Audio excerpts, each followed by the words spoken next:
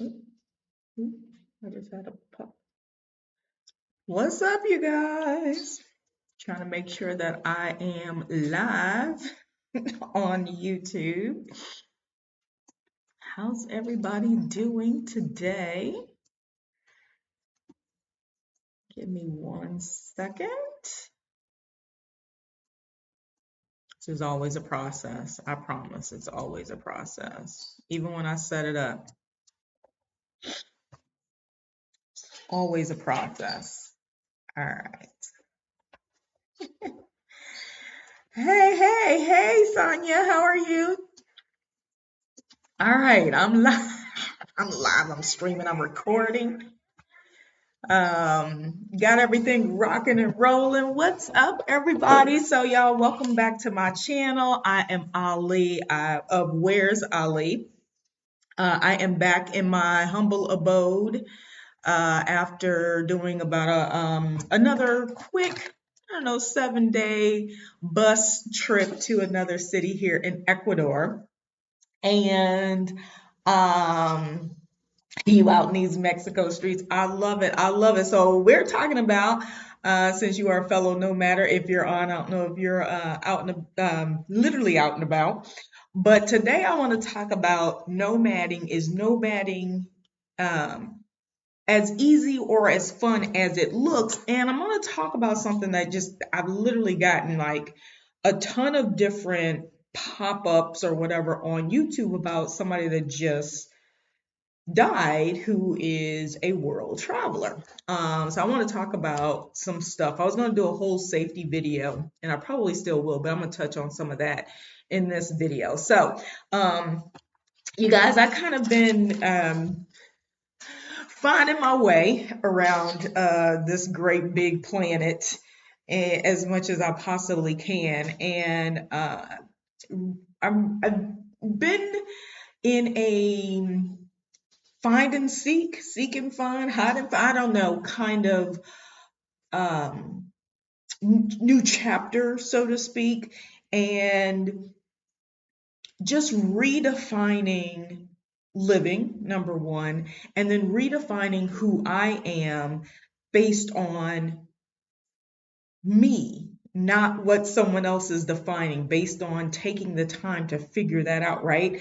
And so I feel like um, my purpose is just morphing and becoming more granular in what my role is in this. And I kind of jotted it down because it's like every time I'm out in this world on a bus, jumping from here and there, it becomes more and more evident and more clear, what I should be doing. And one of the things has been, bridging cultural gaps, number one, kind of putting truth or myth to the things that we think we know, and doing that from a hands-on view and perspective. And I feel even more so it is to help build like lives nomadic circles. And that's like a tongue twister. So like instead of saying like minds, like lives, like people who live like I do, aspire to live like I do, walk in the same kind of um, lifestyle. Because when you have the like lives mentality, you also are like minded typically, right? And so you could be like minded, but not live the same way. Like a lot of people can be like, yeah, man, that's so true, that's that, but they're not walking in it. And so I realized that I needed to really take it a step further, because my quest isn't just to be around, other travelers and stuff like that, but it's also to really hone in on people who help facilitate and propel, even my walk, right? So that I'm not just giving, I'm also receiving. So it's like lives, um, people who look like not only the like lives, but people who also look like I do. So basically, anyone can benefit from the information I share. This is not going to be a one and only, you can only click on my page if, you meet this criteria. It's not that. But I will be putting an emphasis on where that perspective comes from. And because it comes from me and it comes from my walk, it's going to definitely be tailored to being a solo Black woman. Traveling from the US, so that Western, divulging, the Western mentality and logic that we, are kind of placed with, and what does that look like as we move around the globe? Or for me, as I move around the globe. And I feel like that's something that I will be doing until it's no longer necessary to separate the two, the three, the four, to separate that perspective. And right now, it's still very important to separate the perspective, because I'm going to give you an example before we get into the topic. Because I can go to, let's say, a location. Let's say I go to Malta or Croatia or something like that. Or I want to go. And I go and I do my YouTube, I do all my research and all of this. And everybody who's gone doesn't look like me. They could be a female, they could be traveling solo, but they don't look like me. And one of the things that I've even been told from people who don't look like me but are really good friends of mine is that there could likely be, some distance, because people just aren't used to seeing people like you. That's good advice, right? Those are things to kind of prepare yourselves for. It's not to shed an ugly light on anything. It's to literally say, this is an experience. And what happens is when it's not an experience that you have to live through, that you have to even consider, you don't look at it as having value. Whereas it's no different than I have some friends, Caucasian friends, who want to go to Africa, and they are worried about going. Men, they were a little concerned about going to Africa being white. And I had to explain to them, I said, you actually blend in more than I, as a Black American solo woman, does. And so, but them not knowing it, their perspective, they were a little iffy. And I said, well, I'll give you some examples. So I feel like it is necessary. I've kind of been trying to do more broad global discussions and conversations, but I realize there is such a lack. There's so many women, especially women of color and stuff, talking about their experiences and moving abroad, nomading, and finding new ways of living and stuff like that. But it's still just we're just getting started, and so I think we all offer a different perspective, a different way of doing what we're doing, and we can all add value and share from our experiences. So that's kind of where my focus is going to be. It's really, how do we collectively build like live nomadic circles, right? Whether it's co-living spaces, whether it's online co-living spaces, whether it's, um, you know, hold on, you guys, I'm put my phone on do not disturb. I don't know if that'll stop it. It automatically tries to pick up my voice. Anyway, I think that's that Alexa thing or whatever. I don't even be talking to Alexa. So, basically taking the idea of what it is to be a nomad and turning that into like a way of life, like a resource. And that's something that I've been wanting to do, and I haven't found my base yet. So until I find my base, I'm going to kind of do it from, speaking in these arenas, YouTube, Instagram, some here and there on Facebook, but probably mostly on YouTube. So I'm going to start off, y'all know me, I'm going to start off by sharing the definition of the word nomad, because y'all know how I do. I always like to have the definition. So, boom, shakalaka.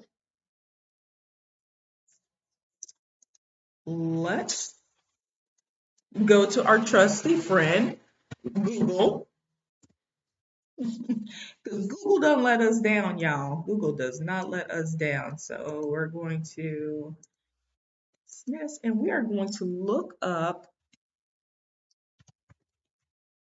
the nomad definition. And I like to do it right on the screen so y'all can actually see it. So you know I ain't making up this stuff. This definition from the Oxford Languages Library says, hey Sandra, how are you? I just saw your message. And y'all chime in on y'all nomadic experience or whatever. We're gonna share some of the easy or fun or vice versa, whether or not it's as easy or fun as it looks. But a nomad is a member of a people having no permanent abode, home, and who travel from place to place to find fresh pasture for their livestock. Now, that is the definition that I associated with like Maasai people. So like, you know, when you go into Africa and stuff and you hear about, these tribal people who still who still technically move around where you can find those tribes, they still technically move around and they go until they find water and all of that. And water is one of the main things because if you've got water, you can feed your animals as well as um, grow crops and things like that. So water is like and fresh water is the most natural resource, right? Another definition, a person who does not stay long in the same place, a wanderer, right?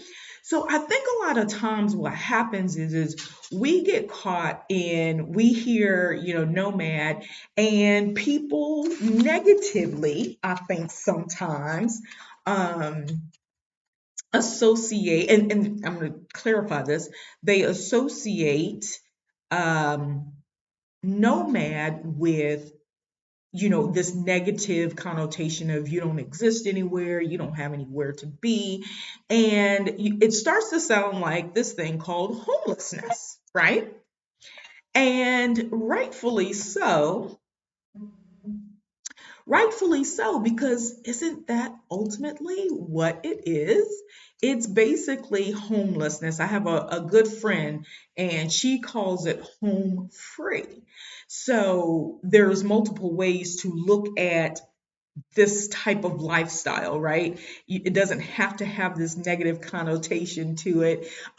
It's basically being home free. And so, y'all, when I talk about like lives or people who are wanting to kind of embrace this different mentality or way of living, it's do we still need to kind of encompass the traditional idea of a brick and mortar, literally, structure of permanency that defines our happiness? And for me, what I've realized as I look back along my illustrious life, that I've never wanted that. I've never been really like, okay, I have in my time become attached to things because I have them, right?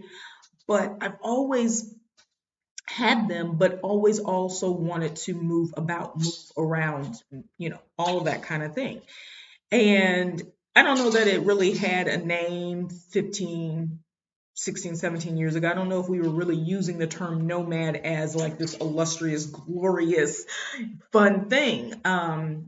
In the past where we do now, because more people are finding this truth, more people are finding this way of life, and I am embracing it, right? And so I wanted to talk because I literally just got off the bus. I was going to say boat, just got off the bus yesterday and back home.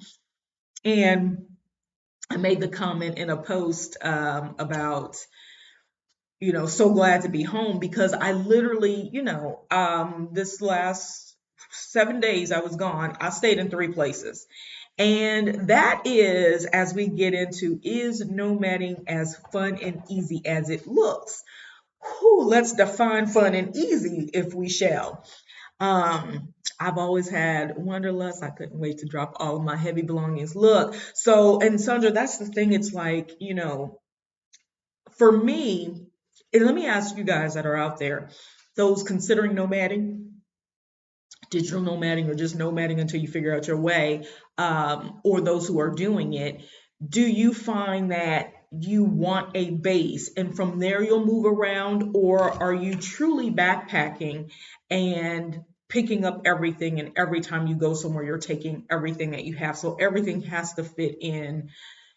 Doesn't have to be a backpack, but it has to fit in your luggage. So like I went for 7 days to a neighboring city. If I wasn't base holding, then I would have literally packed up all my things, put it in my 2 backpacks, and taken all that stuff with me, which I could have. I could have done that. But I chose to have a base here in Manta, Ecuador. And I basically, and sometimes it's kind of like, I think this is where like the conversation around different types of nomading comes up, is what makes sense for you. So like when we start talking about is it easy and is it fun, I think it depends on what type of nomad lifestyle you want to live. And that falls in line with why. Y'all know I always come back to the illustrious why. Why are we doing what we're doing, right? So I think a big part of, and I'm going to go back to the types of nomading as I get into, is it easy or is it actually fun? Is it fun and easy, or is it more to it? Um, but the the for me, um, I look at a couple different things. I start with, why am I doing something? And I'll be talking about this with another one of my friends, or if you ladies want to jump in too, Sunday, 2 o'clock, 2 p.m. Central Standard Time, about breaking the chains, or the traditions or the beliefs, that have us kind of in this bucket where we have to live and do and things a certain way. So breaking those chains, what those chains and beliefs and traditions actually are, what they look like, and then how they impede us, and then or how they help us, or how we've changed those to live the life that we're living now, right? And so I take into consideration all of that. Like, so when I'm defining my why, like even when I decide I'm gonna jump on the bus, like last week when I jumped on the bus, I had $40 and I was like, okay, what do I do now? Like, there's a couple more cities I want to see. Everybody had talked up this place, and I was like, okay, it's a $6 bus ride. I didn't really know what I was going to do, but I was just like, all right, I got $40 in my pocket. Now, of course, I didn't cover the entire weekend. That just got me there and like a few days of food and hanging out, because it can be as cheap or as expensive as you want it to be, right? And so for me, it's looking at what is my why. And sometimes my why is driven by my following. Sometimes my why is people going, well, have you been to? Ooh, Ali, you should check out. And I'm like, okay, does it fit into my budget? Does it look like it will enrich my experience? um are there opportunities to create opportunities, and when you're living as a nomad, I think everything has to almost be viewed as from a nomad perspective, especially if you still need to earn money, right? And so that's kind of the quest I'm on, is even if it's not earning cash, it's what is valuable to me in that moment, typically lodging and food, right? And getting from one place to another, right? So lodging and food are typically the first couple of things. You can end up staying in a place for a very long time if lodging and food, you're settled with that, you're comfortable, start adding on the good feels and the mental part of it, But I look at those things and say, does this benefit me in any way? And sometimes it's a matter of, I want to experience something a little bit different, because as I'm seeking this base space, whatever, if I'm seeking this place, which I am, y'all. I haven't found I know a couple places that I'm really leaning towards, one in particular, but I'm still moving about. But as I'm still establishing this base, what I'm doing now is figuring out in that base, where's the best place for me. So I'm doing country hopping, but more city hopping now. So it's not just I go to a country and go where everybody goes, because in Ecuador, most people go to Quito and to Banos. So they go inland to the mountains, and most people go to Quito because you see the middle of the world and stuff. And if people are surfing, they come to the coast. But other than that, if they're surfing or wanting to see whales, they'll come to the coast. But other than that, people typically don't come to the coast as much. It's not like heavily touristy place here in Ecuador, right? And so for me, because I don't necessarily like all the same things that other people like. And I think we start to find that, and that's okay. Like something can entice you, like, ooh, like they got lots of good food and all this, that, and the other. And then you're like, yeah, but they don't have any good plant-based options. Like they got tons of restaurants, but nothing that I actually enjoy. I end up cooking for myself. So do I need that kind of hype? I don't necessarily club it anymore. I don't, I would love live music, but where can I get these things? And a lot of times you don't know until you experience it for yourself, because sometimes it's also the energy, right? So I like the freedom of slow travel. Yes, ma'am. It's the best of both worlds. I can have a short-term home base and explore from there. That is exactly what I'm doing, Sandra, is plant my stuff for whatever, like honestly, how long of a visa do we get? And can we extend and then go from there, right? So on one hand, I will say yes. Hey Shay, how are you? Talking about this good old nomadic lifestyle. On one hand, I will say nomading is easy if you've got the time. People take sabbaticals, people accumulate vacation. Nomading can be like 3-week vacation. I mean, where you just hop around. I don't know. I don't know if people really consider that nomading, because you do have a home to go back to. So it's not really nomading. So that's just short travel. But nomading without a base, a lot of people, I'm meeting more and more people who are doing that kind of thing, right? Not a lot, not a lot. A lot of people I'm meeting on my travel um, are like, I met some people last night, and they're literally here for a few days to decide if they like this country, to see if they would move here. Not come here and then hop to somewhere else, simply just move here. A couple people I met on the coast at the other city I was at this past week. Um, yeah, they're literally finding that second home, a place to settle.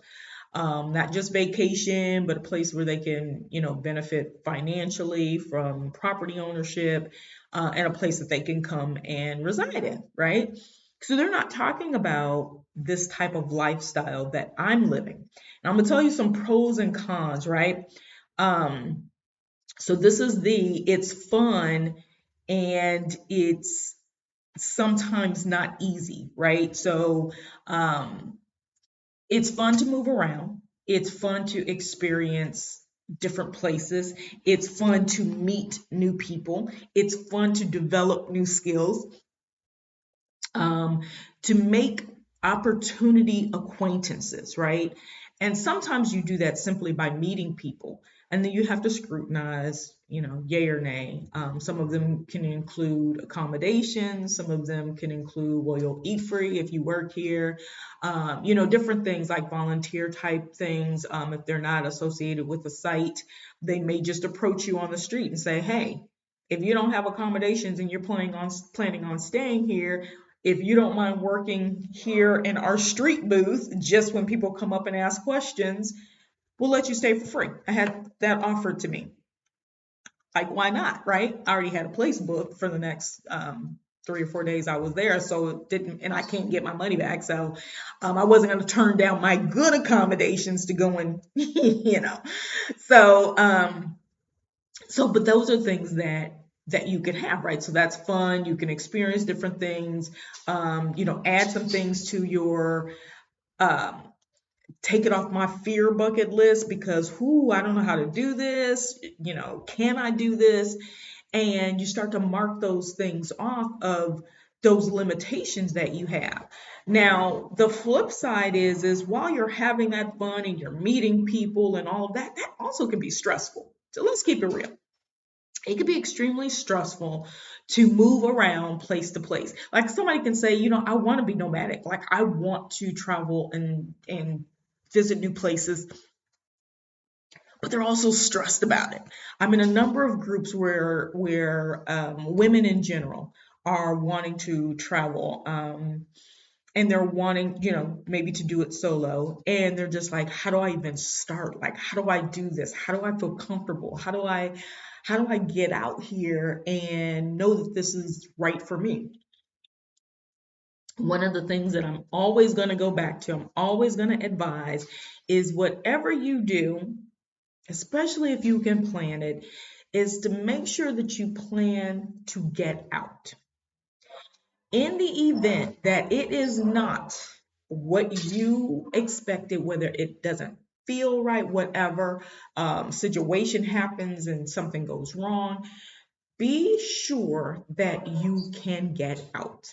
Okay, that is my number one tip for every woman traveling solo. And this is even for guys because we see things happening to gentlemen. And so I'm going to segue into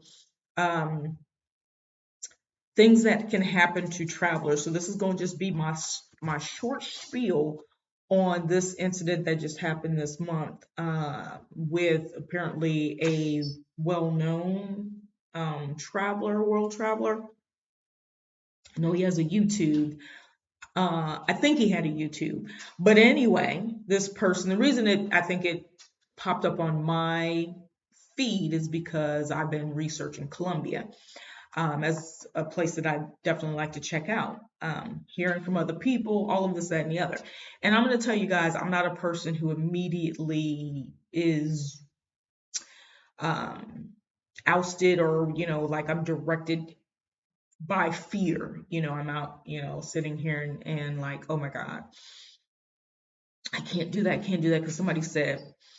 But I do pay attention to things. And so when something catches my attention and I'm thinking about it, I decide to kind of listen to as much as I can to kind of get the basis. So what happened is, this is along the safety lines. Is it easy? Is it fun? This could be like the non-fun part, right? So while you're having fun, so I'm going to talk about some of the things that along with, hey, make sure you can get out. Some of the things, hey, make sure you're using a little bit of common sense as well. And this can happen to men too, because this happened.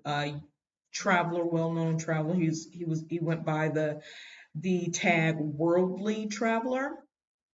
I don't know how old he was, but apparently what's coming in is he was drugged, overdose drugged, however you say that the proper way, and he died. So that literally, today's the third of this, I think just happened this week, if I'm not mistaken, right? In Colombia. Now, y'all know anything can happen anywhere, right? But I've been seeing a lot of things pop up on my timeline specific to, safety in Colombia. And, we hear a lot about Colombia, kind of like Americans hear a lot about Mexico City. And Colombia is one of those places that some people are like, nah, I wouldn't go there. You got to be careful. So I ended up listening to this guy's YouTube. He's talking about this incident that happened, or this situation. He doesn't know everything because he's not next of kin, so he's just getting the information as it's fed to him. But he was talking about how being a traveler, this could happen to anyone, and it has nothing to do with the circles that you keep or where you kind of move, how you move. And I'm going to disagree because I think so. Because as I listened more, I was like, well, why would you say it doesn't matter? Like, are you saying that these people are like hotel staff doing these things, or restaurant staff, or I mean, like, are you talking about people that you choose to end up hanging out with? Because, boom, as the conversation, as I listen more and more, it's like, and not uh, only around this, but most of the time when you hear these types of things, it's around the party scene. So it's, and apparently this person who passed apparently admitted to being drugged twice this past month, or we're only in the middle of October, so I don't know if it was just October or September, but apparently told this particular friend who was reporting this that he knew he had been drugged a couple times before. So when people say it's not the way you walk and all of this, I don't know if he understood what he was saying wasn't the case, because it is the company that you keep. It is the places that you go to. It is how you carry yourself, right? Things can happen to anybody. I do understand, because people get picked up on the street, for, whatever, for doing nothing, minding their own business. But one of the things that this guy really hit hammered in was travelers, touristy people going to non-touristy places, flashing, going look at, whether it's male or female, but you know being in a space where they're pretty much showing how much money they have by the clothes that they're wearing, by the jewelry that they're wearing, or by the money they pull out of their pocket. And one of the things that I've been really, when I was in Mexico 2 years ago, um, it became quite evident that even if I walk around and in my mentality, because of my lifestyle, I feel like I don't have money, that's an insult to people who are not traveling for 3, 4, 5, 6, 2 months to 2 years, living off of savings. Like, that is like a complete slap in the face to someone who could never, can't imagine ever, right? And so I had to rethink me even saying that. Like, if I tell somebody, oh, that's not that expensive, changing that vocabulary to not saying anything at all. Because when you're talking to a local and you're telling them, oh, something that they deem as a hardship, oh, that's not a big deal, you literally just insulted them, and you also put a tag on yourself, right? So when they tell you to live as a local, they literally mean live as a local. And I don't mean, there are locals who walk around and are like dressed I mean, if you go to Europe, it's a whole different live like a local, because you got to be on your, P's and Q's. But a lot of times what happens is we go to these places that don't have a huge tourist presence. And I hear Colombia technically is one of those places outside of Cartagena. Um, Even Medellin, and Cali, or Cali is probably how it's pronounced, specifically even Bogota, those places don't have a huge tourist presence. They've got tourists there, or not even tourists, but expats and stuff like that. They are there, but they know us because either we don't speak the language, we don't look like them, we don't walk like them. You know what I'm saying? We do wear everything. We're sometimes gaudy in ours. We want to go and we want to kick it and party. We only gonna be there for a weekend, and they take advantage of it. And so the guy was talking about it. And so what it sounded like was this person was running in a certain circle, an environment, and somebody gave them something that, you know, whatever. We don't know the whole story around it. And so I wanna kind of stress, like, when we hear stories like that we start again, as nomads. We're not travelers, we're not touristy travelers, we're more, I mean, put this in context, we're more looking to be in spaces to and I should say I am looking, because I can't speak for the we, to be in spaces where I am um, gleaning some cultural attributes, like learning more of the, not necessarily history, because I get to a point where I don't even want to hear the history in some of these places, because so much of it is very convoluted depending on who's telling you the history. Some of it's really just learning cultural. How do you guys live every day? How do y'all walk? How do you move about? Learning that is to me more cultural than, sometimes the historical places or the churches and things like that, right? And so that's kind of what I look for. So I'm not necessarily moving like a tourist. Like, I don't want to necessarily look like a tourist, but people know. I mean, they know because you don't speak the language, right? You don't speak it fluently, and even if you speak it fluently, you still sound like a foreigner, right? So if I don't say tourist, I say foreigner. And so I think what happens is we get complacent. So what the guy was talking about, he was talking about guys specifically who go to these places, and this is what he's saying. Guys go and you looking for that woman, like you out here, like, and he said a lot of times you're thinking it's gonna be some dude that robs you or something. It's like, no, you on Tinder and you letting these people into your hotel and they robbing you. They drugging you. He was explaining that somebody can come up with a little piece of paper in an envelope and hold it to your nose to smell it like perfume. Don't let people do that. Don't let people spray stuff on you. Don't let people buy you drinks and fix your drinks for you. And I know, like, a lot of times, like, man, I just want to kick it. I wanted this and I wanted that. Y'all, most of the things that we hear, like the couple who something happened when they were in Barbados or whatever, it was because they were drinking probably not completely closed liquor from their mini bar or whatever. And I'm a big proponent of go buy your own stuff until you're familiar and comfortable. So for one example of, and something that I do to make my nomadic experience easier, is when I find a place that I'm comfortable in, like this place that I'm renting, I can easily pack up my stuff and just keep moving around, keep moving around, keep moving around. But a part of my mental sanity is leaving my things here because I know I trust the owner. I trust nobody is going to be in my space. Nobody's going to be doing anything. I ain't got to worry about myself. I can leave my computer here. I can leave, whatever I'm leaving, I can leave these things here. And I don't worry about it. When I come back, it is exactly the same as when I left it, right? I don't have to announce when I'm leaving because ain't nobody coming in and out of here, right? Um, all those kinds of things.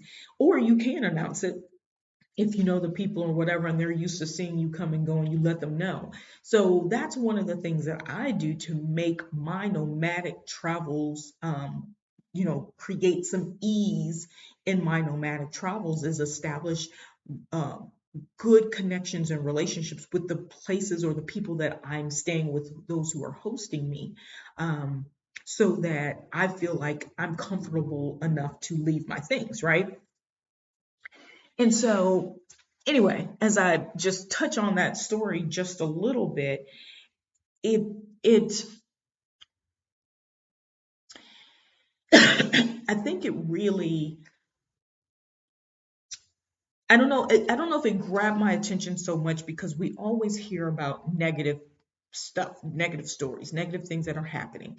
Don't go here. This place is dangerous. And I mean, I think every place I've been, somebody has told me is dangerous in some capacity, right? And even when I was in the city that I was just in this past week, Montanita, and I will be doing a video, a little short montage kind of video of bests of each places, but then an actual YouTube video talking about my experience in each place. So you guys stay tuned for that. But even though, like, a lot of people are like, you got to be careful down there, it's a lot of people and all of this, it always depends on your why, what you're going and for, and using a little bit of common sense. So I know some people who walk around with a lot of money. Um, and I was in a place where this person would just leave a stack of money sitting on the table. Nobody ever bothered. And I would just be in amazement, like, wow, nobody even, you know,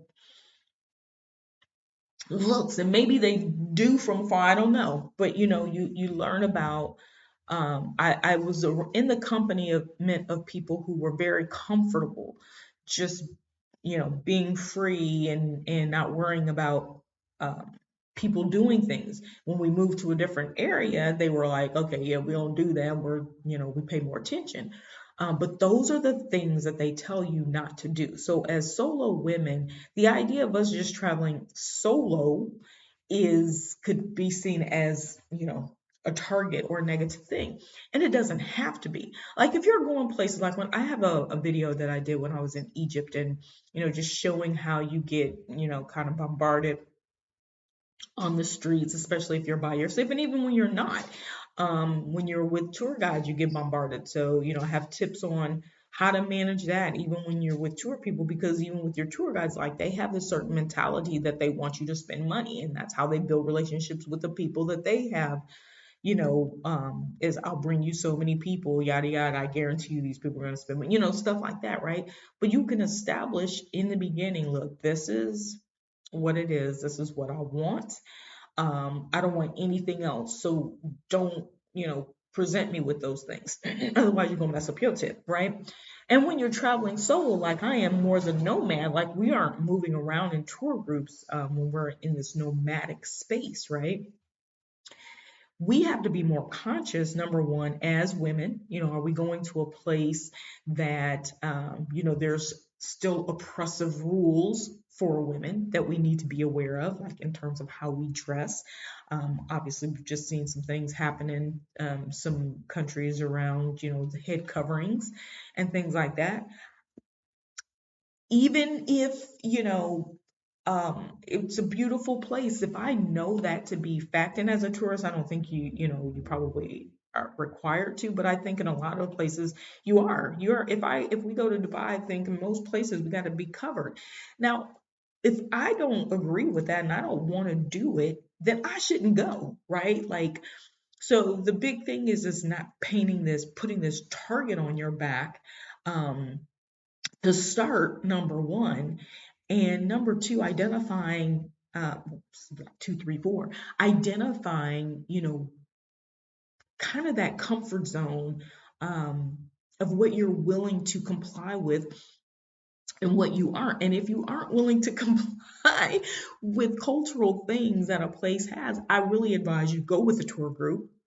I definitely don't advise as a solo woman that you're walking around in places not complying. And that was one of the things for me that was a little bit kind of wishy-washy for me in Tanzania. It was like, depending on where you are, depending on what night of the week it is, because once Thursday to Sunday morning hits, I could walk around like, and nobody would say anything in the inland.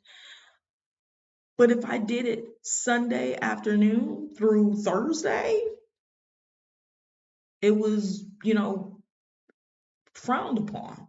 And it was just like, yeah, but tomorrow I can walk around here with a hoochie skirt on, sequins, and whatever, and be popping it like it's hot. But if I walk outside during the day on a Monday afternoon with my shoulders out, everybody's looking at me like I'm crazy, right? So that for me, it was just confusing, and it was because I don't know, they associated a certain behavior with the weekend. I don't know. It was super strange to me, right? And so I couldn't get with it. I'm not gonna lie. I couldn't get with it. And I was there for 8 months. And I was just like, I don't want to be restricted in that way. I respect 100%. And I didn't defy it. I always had something covering my shoulders. Um, but I was just like, I'm not gonna live like that every day. That I don't want to be in a completely touristy overpriced place to be able to wear a tank top either, right? And so that's when it's, that nomadic life can become uneasy. So now we've taken something that, we're wanting to create an easy environment, a fun environment, a flowing environment, a different lifestyle, a different way of living. Like, we're wanting to create this space, but then we're walking in places that don't really allow for us to do that uh, without there being some rule or something attached, right? Now, I'm gonna tell y'all this, like everybody doesn't have issues with rules. Like some of those things, most people be like, it doesn't matter, I'll just wear leggings and a shirt, t-shirt every, or whatever every day. And I'm like, that's on you, that's cool. But if I don't want to, that's just not something that I'm going to settle for at this point in time in my life. In 10 years, I might not be showing my shoulders. I might be like, okay, I'm good with it. I love everything else, I'm good, whatever, right? But I think where I'm trying to go with this is back to the why. Like, why are you going places? Why are you traveling to places? Why are you considering vacation, nomading in these places? Because this is about nomads, not about vacationers. Vacationing is different. And I just threw in the part about the guy, the worldly traveler, because this is something that can impact or affect everybody, whether you're long term, slow traveling, or, short term touristy traveling, something that can affect all of us. And the message again was from a guy to, you know, be on your P's and Q's as to what you're doing, be mindful and be mindful of the spaces that you're in, right? You can party and all of that, but, be smart about it or have people around you, somebody who's at least, paying attention. If you're not, y'all rotate or whatever, right? And so, you know, back to the nomadic part of living this new found freedom, this newfound life. Um, it's what makes it complex and difficult is almost the freedom to get up and leave, right? When you want. So sometimes it's for me, I sit and I say, am I giving this enough time, enough space um, to kind of sink in? And then, or am I giving it too much? Have I been here too long? Did I give too many chances for this to be something that it just isn't, right? And so, what I was gonna, where I was alluding to or going to earlier when I was talking about the what's the to me the not fun part of nomading is the planning. It could be really cool. You're just, you're in the map and you're just scrolling through, right? So I'm gonna do it because I like to show, I like to use art and crafts and oops, um, different different kinds of things. So I'm gonna go back to my browser and I'm gonna go back to Google because that's always the easy thing, right? Um, and just put in perspective how I basically look at this, this process, right? So I got a whole map. I think this is the US. Yeah, that's Dallas. Dallas. So I'm doing this to show y'all the world. I'm gonna show you the world. Um, so when I talk about planning, the not fun part, it's fun in, ooh, look at all these amazing places that I can go, or that I've been, or that I'm, considering popping in and out of, right? I can look at all of these places and become overwhelmed simply because it's like, oh my God, where do I go next? So that's why the nomad part, it's fun, but it's also somewhat tedious, right? Um, you got to know Couple things I'm gonna share with you. One, why you're going to a place. Two, what kind of dollar you have, you know. So if you're nomading long term, like I am, just slow traveling, figuring it out as you're going, you need that, you want probably want that dollar to stretch, right? Even if you're making money on the side, or we haven't even gotten into digital nomading. I'm just simply talking about the idea of moving around, whether you have employment, a job, a side hustle, whatever, right? Getting that dollar, where can you go to if the dollar matters, right? If the, let's say you're living off of Social Security, let's go there. Um, oh no, because I know so many people who are in their 40s traveling like this, and they not, you know, they're not getting Social Security yet. So let's just say, you know, you're considering, you know, I'm just gonna jump ship like you did, Ali. I'm just gonna quit my job and make this happen. So what you're doing is looking for places that can accommodate a longer term, I know how to get rid of this, a longer term stay. So visas are important, as well as accommodation pricing. So for example, if I want to go and I want to stay somewhere for 6 months or something, and I've got a, you know, let's say $1,100 a month budget, and that's for accommodations, hanging out, and food, you know. So that should take care of my data. It should take care of my my utilities, and then my location, something to eat. You know, I'm gonna stay there. I'm gonna tell you right out the gate, probably don't want to pick the UK. Um, uh, because I've, you know, I've been there, and you know, just hearing from people, decent accommodations, and especially in the places that you'd likely want to be, are probably high. I think there are places outside of the main areas of Italy that could be high. Um, Spain is a little bit high. And Portugal, I'm just going to give you an example. The average person makes 700, around 750 a month. The average local person working makes about $750 a month. So when you start to see these apartments and things like that for 1,200, 1,300 dollars, that's when I look and I say, well, it's probably not necessarily in a fully affordable place, right? Whereas, you know, Morocco's probably about the on that same level, I would think. Whereas I've heard, I haven't been to Turkey yet, I've heard Istanbul is really inexpensive, but you also have those climates to contend with. Thailand is dirt cheap, depending on which city you're living in, or it can be super expensive, but that's going to be anywhere. I've heard the same about the Philippines.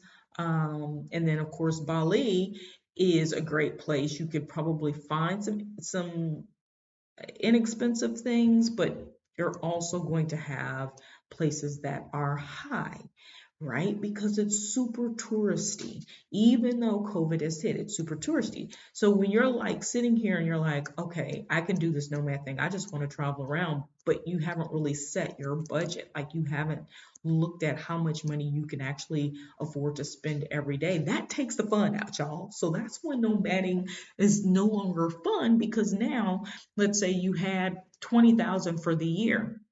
And that 20,000, depending on where you would go, could potentially last you 2 years. If you could pay for an apartment in advance in Thailand in certain areas, that 20,000 could last you probably 3 years if you're literally gonna stay put. If you're gonna sit in a place and stay put from year to year, right? Um, Another place that I look at, and surprisingly, it's a little bit more expensive than, you know, I think one would think, is Belize. Belize is 2 to 1 to the US dollar, which is great. But the problem is, because it's an island, well, I shouldn't say it is, the whole country isn't, but where most people go are those two islands there, Key or San Pedro.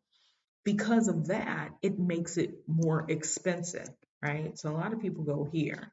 We call them islands, but they technically are connected to Mexico. Technically, right? Um, But surprisingly, San Pedro is quite expensive, like from a grocery store perspective, from eating out. I mean, of course, you can find really cheap things to eat, but on average, you might be spending $12 for a drink. If you're wanting a beverage or something like that, you literally could be spending, 8, 12. I saw some places, $16 for a drink.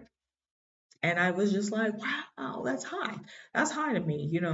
I'm in the where I am now in Ecuador.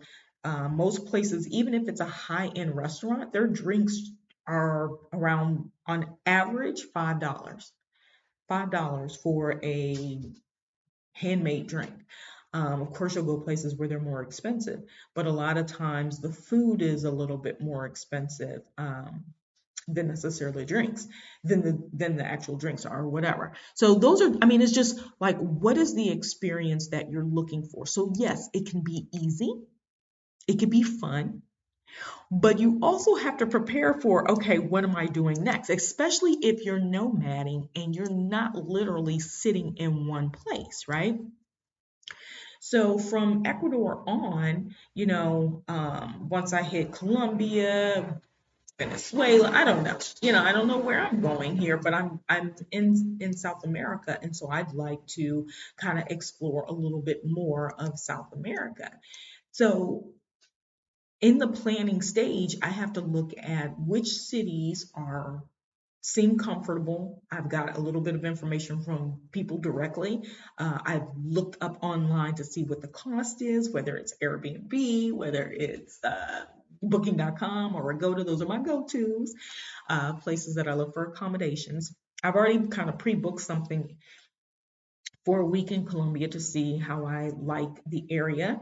But I love the coast, so I want to get to the coast. And the place I want to go on the coast is more expensive, right? Because everybody wants to go to the coast. So it's like this give and take. And so the planning part of it makes that whole, ooh, nomads just get up and get on a plane or get on a bus and they just end up somewhere else and it's all just free flowing, hunky dory. Not always. Some of us are planning co-living, some of us are planning how and what we're going to do once we get there. How are we going to make money? Are there volunteer opportunities to offset some of the expenses that we have? Are there any house sitting opportunities there? What other things can we do um, to monopolize, that's not the word I want to use, to basically get the most out of this experience that we as nomads are going, right? For whatever reason, we're, visiting different places. And one of the other things I'll share before I jump off is, because I really unloaded quite a bit of information just around, the ease, the hardships of being a nomad. But one of the things that I'm gleaning as I am meeting more people who are in this kind of semicircle, um, is that when you find people who are living like lives like you, not just like minded, but are living like lives,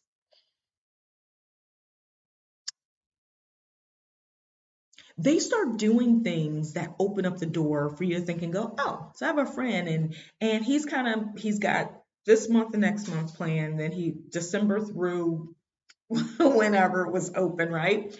Till like next summer is open, when he gets his kids, or whenever spring if he gets his kids and that kind of thing, right? And so he's like, oh, okay, I've got December planned because I got a friend in this country who wants me to come in and do some work in his restaurant, because he's got a little restaurant experience owning his own place, his own resort in that in Italy. And he was like, yes, I'm gonna go and do that for the month. My accommodations are completely taken care of. I can go and hang out, ski, do all this stuff, and then I just work, so many hours. And so you're sitting there and you're just like, that's what nomading circles is. It's wow, what are you doing? How are you functioning? How are you surviving? And realizing that there's more than one way to skin a cat. And we ain't skinning cats, y'all. I'm not telling nobody to go skin a cat. We ain't skinning no cats. um, did see a hairless dog the other day in Montanita. He had like this buzz cut, like mohawk thing. Anyway, I'll try. But there's more than one way to accomplish what it is that you're trying to accomplish. Right now, I have been renting places and trying to find the lowest accommodations and stay within a certain budget and all of that. Even when I travel, because I got this place that I'm in, it wasn't the lowest, especially with the time of year. Prices have dropped. If you're just staying short term, you can live in certain things. Do I want maybe a full one bedroom apartment for a longer term? Yes. But for this stay, it was perfect for me. And then even my visits for the last 24 days, so that's like 18 nights outside of this place. When I average in my cost of what I paid per night, like my first trip was 2 weeks of moving around. So that upped up my nightly expenses. But this last week, it only upped it a couple, more dollars on average of what I would be spending per month. And it was worth that return. Like what I got from that experience was worth it, right? So it was worth me going out and doing that, right? So there's levels to what makes sense and what doesn't make sense. But I'm gonna say this.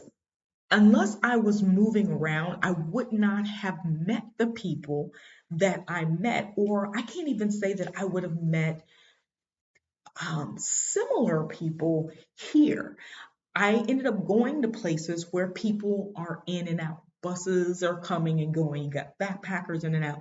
So you're going to meet different people, even though we ain't hanging out. We're not necessarily kicking in, and age ranges are all over the place, but it's really cool because everybody's vibing and doing their own thing or grouping, doing their own thing, whatever the case may be. The opportunities and the experiences, and even if it's just a passing connection that sets me up mentally for, I didn't think about that. And sometimes we hear about a lot of things, but we don't have a point of reference. We don't have a person who's experienced this particular organization or this particular process or way of doing things until we meet people. And so for me, that's why nomading is fun, right? That's why it's not necessarily easy. It's easy if I just had endless money and never had to think about money, I would still potentially live the same way. I would probably worry less about like really small, intricate things or whatever, but like cost. But I wouldn't be living extravagantly either. Like I still understand that when you go to these places, if you want to fit in with the community, you've got to be relatable to the community. So I'll say this before I close out, before I end this, is one of the things that I think we know better than we, you know, think about on a regular basis or whatever is there's this, when you don't relate to people on the level that you're trying to be in their space, so you're trying to be in the space of people but not necessarily relating to them and with them, a lot of times people don't trust you, right? And it's not that far-fetched because it's really no different than, think of our politicians. Many of them have never lived paycheck to paycheck. Many of them have never had to experience um, different types of prejudices. Not, I mean, for the most part, I'm sure there are a good percentage who have not, right? But they're the ones making the laws and doing all this stuff. And so there's a lack of trust because they don't even know where I'm coming from. They don't know what I'm talking about. They're just here, just, you know, pulling from me and taking from me, right? But when we live like we embrace like, now I mean, y'all, we gotta walk around impoverished and we ain't got nothing. That's not what I mean at all. I mean, within reason, when you fellowship with people on their level, there's a level of respect that comes with it. Shay said, that's it, what I am revamping in my mind, the why. And there is more than one way to accomplish the goal. Yes. Yes. Yes. I'm gonna say so. I'm gonna add to the non-easy. Is there a many a non-sleep, or I shouldn't say sleepless, because I get my sleep in. But nights where I wake up and my mind is just all over the place, thinking about what's next. I got 2 more weeks here. I could stay another week because I should put this in another video, you guys. I I bought I bought flex tickets. So I bought flex ticket out of here to wherever I go. And then I also have a flex ticket from Manta to Quito. So I can change that. So I paid that little extra for that because technically I can change my mind because we get 90 days on our visa here and it'll only be up to 60 technically since I've been here. Yeah, a little over 60. Um, right? Yeah, like one day over 60. So 61 days. So I technically got 29 more days I can stay up in this joint if I wanted to, right? But I feel like I've explored what I want to explore. I can always come back. Another lady that I met here, she's like, it's like this, when you slow travel, you don't feel like you got to fit everything in, right? That's the cool thing about being nomadic is you can hop around to different places, and if you like them enough, then you come back, spend more time. Now, I will say this. One of the reasons why and I'll pull up my map here, one of the reasons why I'm kind of staying or focusing in this area, you guys know I was in Belize first and I went to Panama and then I came to Ecuador and then I'm going to go to Colombia, right? Is because I'm already over here. And if y'all look up prices, costs, and all of that, it's going, all of this back and forth, from one side of the world to the other side of the world becomes very expensive. So if I'm down here and I'm like, oh my God, my brother sent me something about Portugal. I started looking up prices and I was like, yeah, but I ain't done here yet. So that means I would go there and then I would fly back. That's what I would spend in a ticket would be, now somebody paid for them, game, but what I would spend in a ticket could potentially be up to 6 months.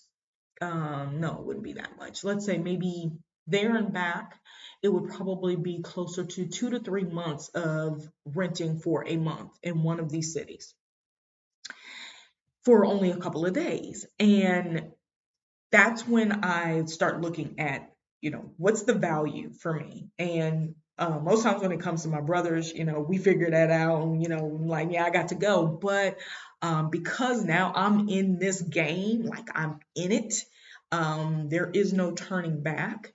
Home is wherever I've laid my head the longest. I have to be smart, right? And so if they want to fund it, boom, I'm there. Probably won't even take all my stuff. Just leave it, you know what I'm saying, and come back. That's fine, And I tell people this all the time, like if there's places that you want me to explore, if you're funding it, absolutely, I will do that. I'll jot down what that expense looks like and do that.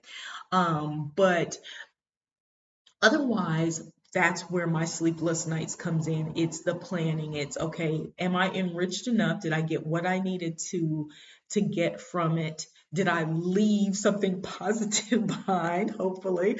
And am I at a point where I'm ready to move on?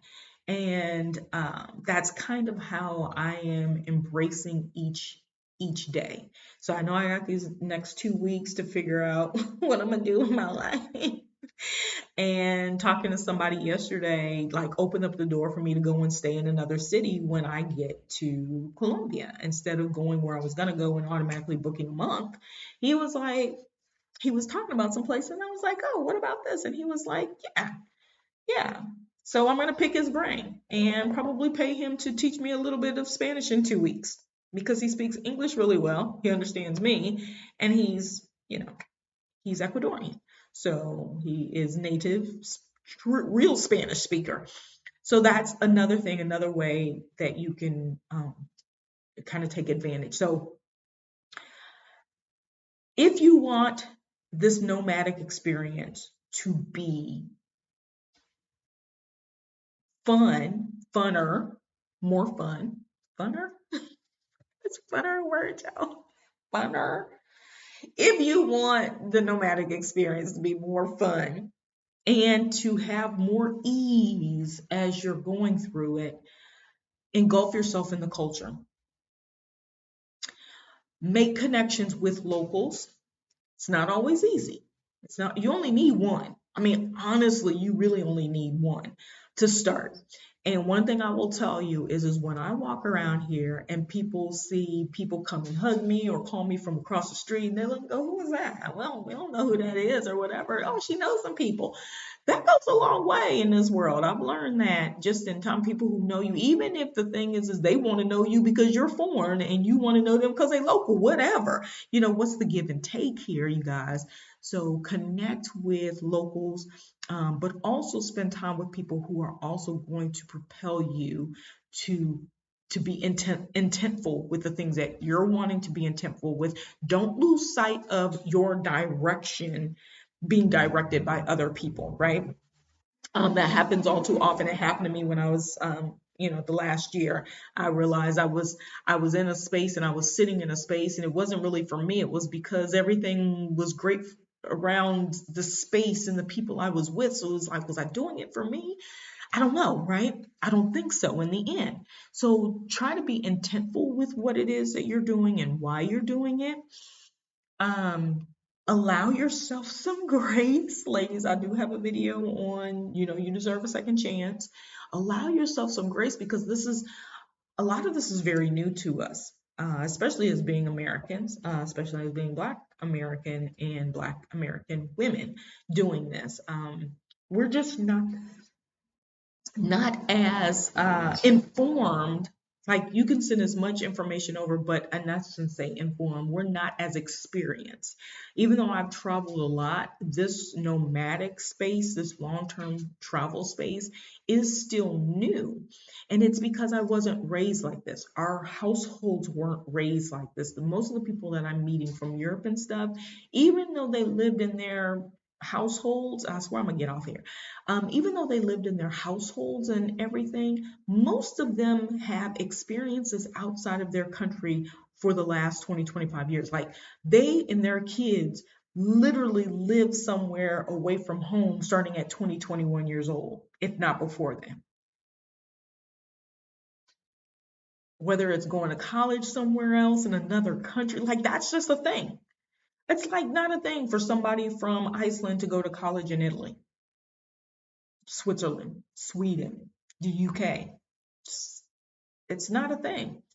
Whereas being in the US, I feel like we're so siloed, and it was designed that way. So we are bringing up the rear yet again, but it doesn't mean that we don't have a space here.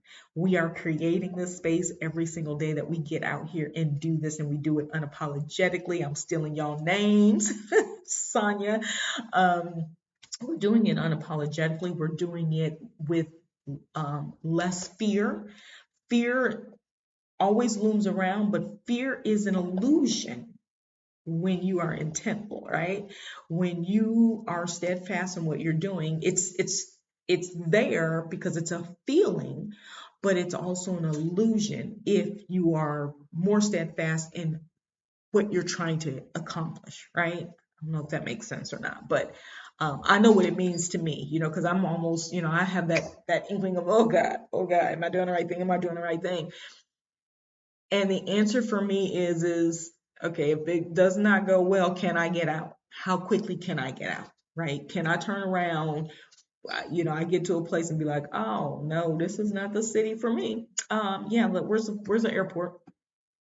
That's my out. Make sure that I can fund, and if something happens from a fund financial standpoint, do I have enough connections that I can call and say, I got you, something's wrong, I can't access accounts, whatever the case may be, can you get out? And that's the network I'm also wanting to create, as well as we build these relationships with one another and we start trusting one another, to be those resources for each other. Not to say, you got somebody who's just, leeching off you. That's not what I mean. I mean like a real give and take kind of thing, where you got this network, people that you can go to. I mean, I literally watch people that I meet and they have met some people and they're like, oh yeah, such and such told me if I come back here, he's buying a place and I can just stay there so I don't have to pay for a place.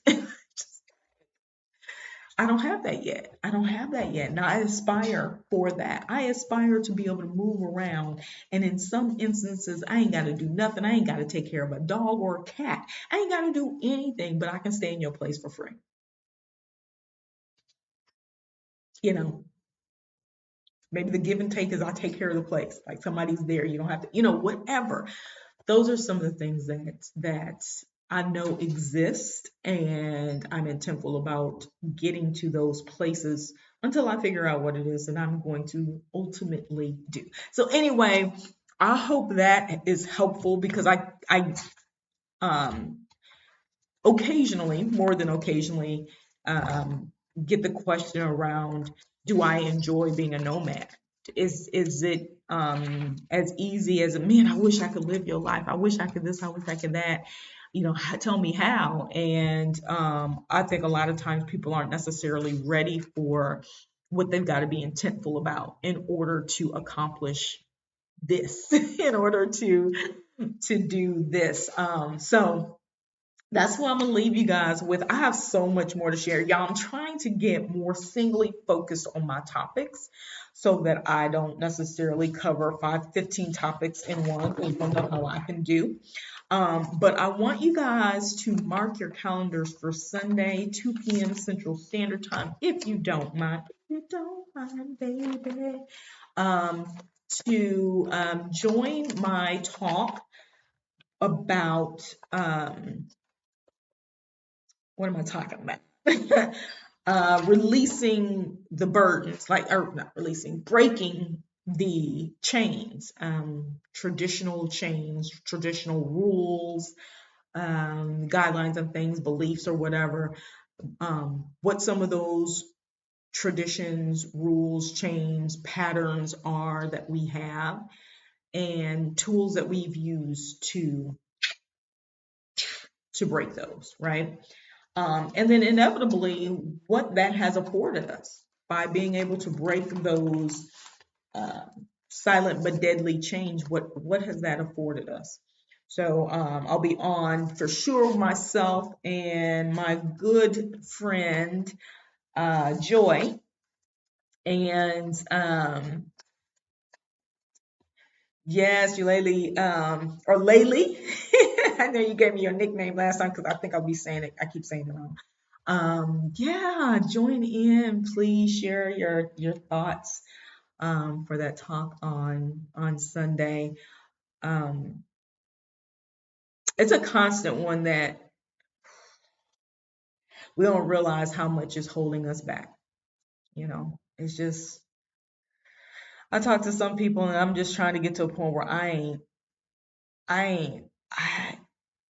I have to let go of the fact that other people aren't ready, regardless of how close they are to me. Like, I have to acknowledge the fact that they're not ready, even if they say it. Actions speak louder than words. And so I'm hoping that by sharing some of these things, people don't necessarily have to tell you what they're doing every day. They can look at these resources, rewatch these things and go, okay, wow, I didn't realize that these same things that I'm going through today, so many of these folks who are doing what I say I want to do, they went through the same thing. And sometimes just knowing you got You got some resources. Many of us, most of what we do, that's why I keep trying to tell people, it's maybe we make it look easy. Maybe we make it look like it's just, a bundle of joy. It is when we accomplish what we're accomplishing. But the road to get there is not always easy. It takes work, it takes discipline, it takes